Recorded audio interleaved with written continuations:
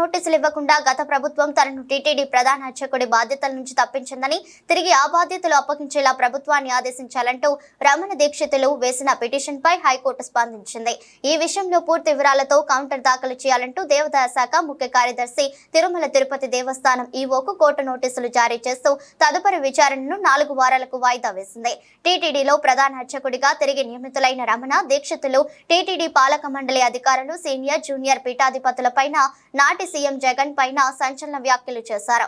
ఈ వీడియో కాస్త వైరల్ కావడంతో టీటీడీ ఆయనకు నోటీసులు జారీ చేసింది. ఈ ఏడాది మార్చిలో రమణ దీక్షితులను తొలగిస్తూ టీటీడీ ఆదేశాలు జారీ చేసింది. ఈ ఉత్తర్వులపై ఆయన హైకోర్టును ఆశ్రయించారు. టీటీడీ ఈవో సహజ న్యాయ సూత్రాలకు విరుద్ధంగా వ్యవహరించారని, ఈవో ఉత్తర్వులను రద్దు చేసి తిరిగి ప్రధాన అర్చకుడి బాధ్యతలు అప్పగించాలని కోరారు. ఈ పిటిషన్ పై ఇటీవల విచారణ జరిపిన న్యాయస్థానం ఏపీ ప్రభుత్వం టీటీడీకి నోటీసులు జారీ చేసింది. కౌంటర్ దాఖలు చేయాలని ఆదేశిస్తూ తదుపరి విచారణను 4 వారాలు వాయిదా వేసింది.